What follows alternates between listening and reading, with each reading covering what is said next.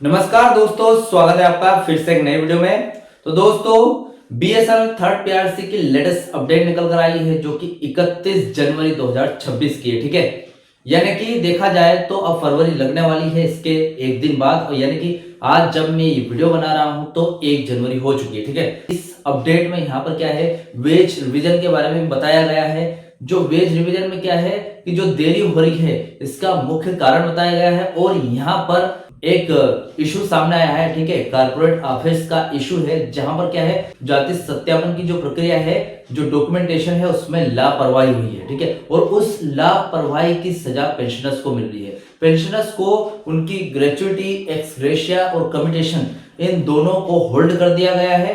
अब ये जो होल्ड किया गया है तो क्यों किया गया है, आज इस जानकारी को डिटेल तरीके से आज इस वीडियो में हम समझेंगे। ठीक है, तो चैनल पर नए तो सब्सक्राइब करें। मेरा नाम है सूर्य विश्वकर्मा। जानकारी यूजफुल लगे तो लाइक करके जरूर जाना। चलिए दोस्तों, बढ़ाते हैं वीडियो को आगे। तो दोस्तों, नेशनल काउंसिल एक बैठक हुई है जहां पर वेज रिवीजन का मुद्दा और ये जो कारपोरेट ऑफिस का जाति सत्यापन का मुद्दा सामने आया है। ठीक है, यहां पर क्या है कि ग्रेच्युटी, कम्यूटेशन और एक्स ग्रेशिया की जो पेमेंट है वो पेंशन के रूप में जो पेंशनर्स है उनको इनका फायदा मिलता है। ठीक है, तो यहाँ पर पेंशनर्स को कुछ अस्थायी पेंशन मिल रही है, यानी कि उनकी पेंशन टेम्पररी मिल रही है उनको। ठीक है, डोट ने एक गाइडलाइंस जारी की है। अब वो गाइडलाइंस क्या है, इस गाइडलाइंस से जो पेंशनर्स है उन पर क्या असर पड़ेगा, पेंशनर्स को फायदा होगा या फिर नुकसान होगा, आज इस वीडियो में डिटेल तरीके से जानेंगे। ठीक है, तो देखिए, आपको पता है मैं जो भी वीडियो आपको प्रोवाइड करता हूँ step by step, point by point करता हूँ ताकि आपको वेल एक्सप्लेन हो जाए। ठीक है, देखिए यहाँ पर 31 जनवरी 2026 के लेटेस्ट अपडेट है और पेंशन और ग्रेच्युटी पर रोक लग रही है। ठीक है, तो पेंशन, ग्रेच्युटी, एक्स ग्रेशिया, उसके बाद कम्यूटेशन, इन सभी पर रोक लग रही है, यानी कि होल्डिंग में है। तो क्यों है, आज इस वीडियो में हम जानेंगे। पॉइंट 1 है जाति सत्यापन का जो अपडेट है वो बहुत जरूरी है। कास्ट वेरिफिकेशन, अब वेरिफिकेशन का क्या मामला है और पेंशन पर इसका क्या असर पड़ेगा वो आज इस वीडियो में हम जानेंगे। ठीक है, उसके बाद दूसरा पॉइंट है जो वेतन समझौते के बारे में है, जिसके बारे में बिग अपडेट है, क्योंकि वेतन समझौता बहुत टाइम से होल्डिंग है। ठीक है, यानी कि अभी तो रेम्यूनरेशन कमेटी ने मंजूरी दी है। बोर्ड अप्रूवल के बारे में भी आज इस वीडियो में आपको बताऊंगा कि क्या हो रहा है, कब तक होगा पीआरसी लागू में और क्या टाइम लगेगा। ठीक है, सारी जानकारी वीडियो में दूंगा मैं।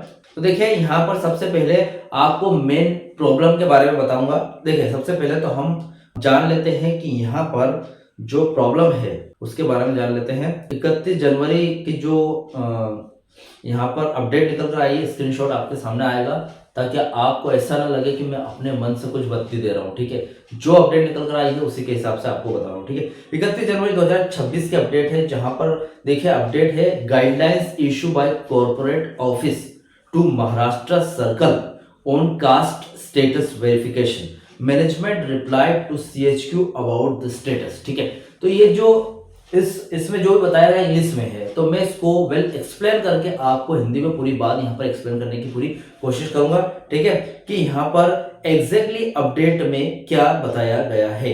देखिए, मेन प्रॉब्लम क्या है ये जानते हैं पहले, कि जान लेते हैं जाति सत्यापन यानी कि कास्ट वेरिफिकेशन और पेंशन के बारे में। ये पूरा मामला महाराष्ट्र के बीएसएनएल कर्मचारियों से जुड़ा हुआ है। यहाँ असल में क्या हो रहा है उसे हम थोड़ा सा समझेंगे। ठीक है, देखिए, पहले तो पेंशन पर रोक लग रही है। देखिए, बहुत से कर्मचारी रिटायर हो चुके हैं लेकिन उन्हें उनकी पूरी पेंशन नहीं मिल रही, यानी कि अस्थायी पेंशन मिल रही है। कुछ ज्यादा मिल रही है, मतलब जो उनकी पेंशन है उससे कम ही मिल रही है। ठीक है, लेकिन उन्हें उनकी पूरी पेंशन नहीं मिल रही है।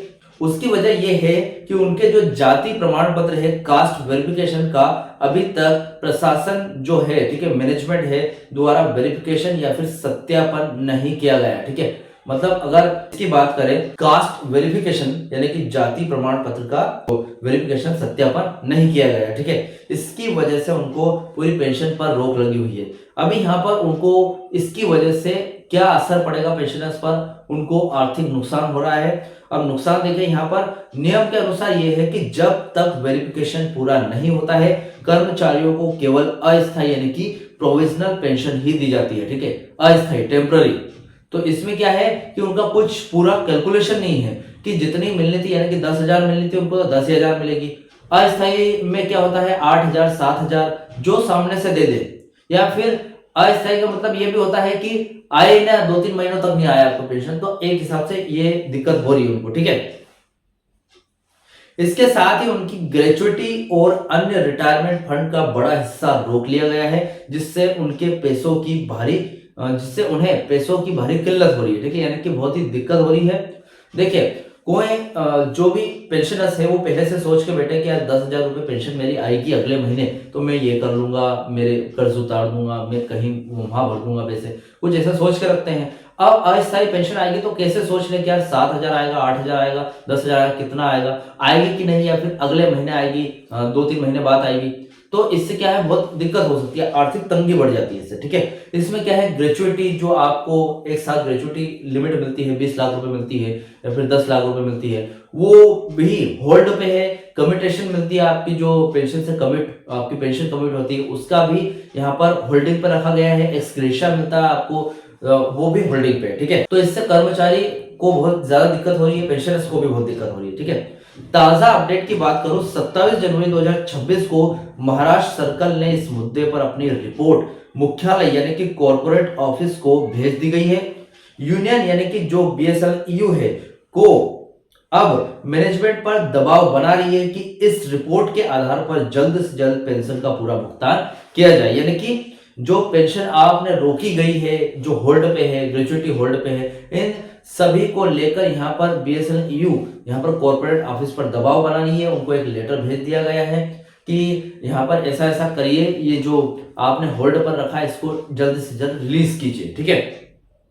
अभी सेकंड पॉइंट है जो सबसे ज्यादा महत्वपूर्ण है, वेतन समझौता, बिग अपडेट, जो कि आज के टाइम पे जानना बहुत जरूरी है। डेली की न्यूज जानना जरूरी है कि वेतन समझौते का क्या हुआ है, किस बात का अप्रूवल हुआ है, कहां तक फाइल गई है, ये अधिकतर कमेंट मुझे आते हैं। तो भैया देखिए, मैं हर एक वीडियो में थर्ड पीआरसी की जो फाइल है कहां गई है, हर एक वीडियो में बताता हूं कि अभी क्या स्थिति चल रही है, ठीक है।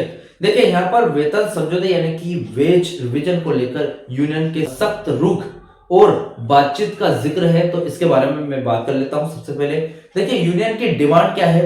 यूनियन का कहना है कि वेतन समझौते का जो इशू है काफी समय से अटका हुआ है। नेशनल काउंसिलिंग की बैठकों में इस पर चर्चा तो हुई है, यानी कि नेशनल काउंसिल हुई है और उसकी बैठक में यहाँ पर चर्चा हुई है इसके बारे में, लेकिन मैनेजमेंट और दूरसंचार विभाग यानी कि डोट के बीच तालमेल की कमी होने के कारण ठोस नतीजा नहीं निकल पाया है। अब तालमेल की कमी ऐसा कि जैसे कि अभी एमसी की बैठक हुई थी, यानी कि मैनेजमेंट कमेटी की बैठक हुई थी, और उस बैठक के दौरान 8 अक्टूबर 2025 को वेज रिवीजन का एग्रीमेंट तैयार हो गया था, ड्राफ्ट एग्रीमेंट। उसके बाद एसआर सेक्शन में फाइल फिर मैनेजमेंट कमेटी की टेबल पर गई। उसके बाद क्या हुआ, मैनेजमेंट कमेटी को सिर्फ साइन करने में या फिर फाइल को आगे बढ़ाने में 3 महीने का समय लगा। ये इसलिए हुआ क्योंकि जो मैनेजमेंट कमेटी है उसके बाद डोट है, इनमें आपस में तालमेल नहीं है, ठीक है। ये सही से डिसीजन नहीं ले पाते। इससे क्या है कि जो मीटिंग है वो डिले होती जाती है, उसमें सही डिसीजन नहीं ले पाते हैं और आगे बढ़ती जाती है, ठीक है। कोई डोट बोलता है कि यार हम अफोर्डेबिलिटी क्लॉज नहीं हटा सकते, मैनेजमेंट बोलती है कि मुझे यूनियन का दबाव आ रहा है, तो मुझे क्या मतलब कोई एक सही डिसीजन नहीं ले पाते। तो इससे क्या है कि तालमेल नहीं बैठ रहा है और डिले पे डिले हो रही है, ठीक है। अभी रेम्युनरेशन कमेटी की मंजूरी आ गई, लेकिन बोर्ड का अप्रूवल नहीं आया है, ठीक है। बोर्ड का अप्रूवल आना था जनवरी महीने के एंड में, जो डेट है उसमें आना था बोर्ड का अप्रूवल, लेकिन नहीं आ पाया है। अब फरवरी लग गया है, यानी कि आज 1 फरवरी हो गया है। तो आई होप फरवरी की 12 तारीख से पहले बोर्ड का अप्रूवल आ जाना चाहिए। अगर नहीं आया तो भैया 12 तारीख को ऐसा क्या होने वाला, 12 तारीख को हड़ताल होने वाली है, जो कि देशव्यापी हड़ताल है, यानी कि काम रोको। ये जो बीएसएनएल का काम है, वर्क है, जो भी है, जहां भी है, जैसा भी काम है, सब रोक दिया जाएगा, ठीक है। तो रोक दिया जाएगा, तो इससे बीएसएनएल को बहुत घाटा होने वाला है। इससे पहले अगर बोर्ड अप्रूवल आ जाता है तो बहुत अच्छी बात है, नहीं तो 12 तारीख को हड़ताल जरूर होगी, ठीक है। तो बस तालमेल की कमी के कारण डिसीजन नहीं लिया जा रहा है और अप्रूवल नहीं मिल रहा है, ठीक है। अभी बोर्ड का अप्रूवल मिल जाना चाहिए जल्दी से जल्दी, ताकि जो फाइल है वो डोट में चली जाए अफोर्डेबिलिटी क्लोज के लिए, ठीक है। अभी 30 जनवरी 2025 का एक निर्देश है, ठीक है, निर्देश आया था। वेतन और पेंशन के लाभों को लेकर डोट ने जो गाइडलाइंस जारी की थी, यूनियन ने उन्हें कर्मचारियों के खिलाफ मान रही है, ठीक है, और उन्हें उनमें सुधार की मांग कर रही है ताकि वेतन वृद्धि का रास्ता साफ हो चुका है। पेंशन में जो बेनिफिट मिलते हैं, ठीक है, वेतन और पेंशन में जो भी बेनिफिट मिलते हैं, डोट ने कुछ गाइडलाइंस जारी की है। गाइडलाइन का मतलब ये है कि आपको अफोर्डेबिलिटी क्लोज के अंतर्गत कंपनी नहीं होनी चाहिए, या फिर आपको एरियर 2017 से लेकर 2021 तक नहीं मिलेगा, ठीक है, 2022 से 2026 तक का ही एरियर मिलेगा, कैश एरियर नहीं मिलेगा, कुछ उन्होंने गाइडलाइंस बनाई है। तो ये देखा जाए तो पेंशनर्स और वेतन जो कर्मचारी है, ठीक है, जो फिलहाल बीएसएनएल में कार्यरत है, उनके खिलाफ है ये, क्योंकि 9 साल से तो आपको थर्ड पीआरसी नहीं मिला है, उसके बाद 9 साल से आपको कोई इंक्रीमेंट नहीं मिला है, एरियर नहीं मिला है, पेंशन में जो अंतर है उनका अंतर नहीं मिला है, ठीक है। तो देखा जाए तो थर्ड पीआरसी की वजह से बहुत सारे आपके ऐसे बेनिफिट हैं जो रुके हुए हैं, ठीक है। तो ये जो बेनिफिट है और जो डोट की गाइडलाइंस है, ठीक है, गाइडलाइंस है, ये जो गाइडलाइंस है ये बेनिफिट के खिलाफ है। तो यहाँ पर यूनियन डिमांड कर रही है कि उनमें सुधार किया जाए, और इससे यहाँ पर क्या है कि जल्द से जल्द थर्ड पीआरसी का जो रास्ता है वो साफ हो जाए, ठीक है। अब अगला कदम क्या है, यूनियन ने साफ कर दिया है कि केवल वादों से संतुष्ट नहीं होंगे, वे केवल वादों से संतुष्ट नहीं होंगे, वे वेतन समझौते को लागू करवाने के लिए आने वाले समय में आंदोलन या फिर कड़े कदम उठा सकते हैं, यानी कि आंदोलन, हड़ताल, काम रोको, ऐसे कड़े कदम उठा सकते हैं वो, ठीक है, लेकिन थर्ड पीआरसी लागू होनी चाहिए। कुल मिलाकर मैनेजमेंट और सरकार की कागजी कार्यवाही जैसे कि जाति सत्यापन के कारण कर्मचारियों का हक रुका हुआ है। यूनियन अब इस कागजी खेल को खत्म करवाकर कर्मचारियों के वेतन और रुकी हुई पेंशन को पूरी तरीके से बहाल कराने की कोशिश करवाने की लड़ाई लड़ रही है, ठीक है। यानी कि कर्मचारियों और पेंशनर्स का हक है थर्ड पीआरसी या फिर पेंशन डिवीजन लागू करवाना, 9 साल से रुका है तो वो लागू होना बहुत जरूरी, ठीक है। तो यहाँ पर जो उनकी पेंशन रुकी हुई है या फिर ग्रेजुएटी होल्ड पर है, तो ये भी जारी करवाना बहुत जरूरी है, और वो सिर्फ जाति सत्यापन के कारण।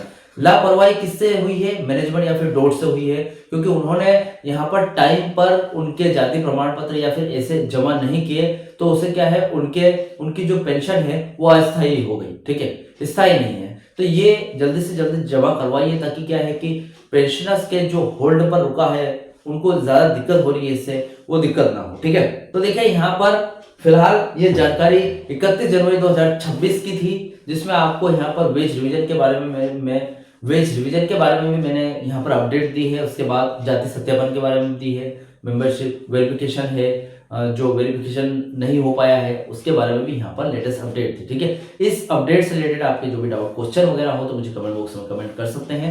वीडियो अच्छा लगा हो तो वीडियो को लाइक कमेंट से जरूर करें। मिलते हैं दोस्तों नेक्स्ट वीडियो में। सी यू सून।